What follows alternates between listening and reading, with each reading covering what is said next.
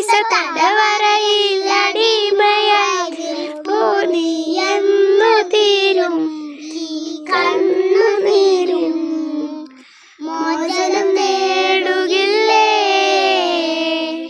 ഫലസ്തീൻ ചിരി എന്നത് കാണാക്കിനാവല്ല, അറബി പൊൻവിളയുന്ന കാലം വരുന്നുണ്ട്. തഖ്വ കൊണ്ട് നേടിടുന്നേ ഫാസിസ കരയുമിൻ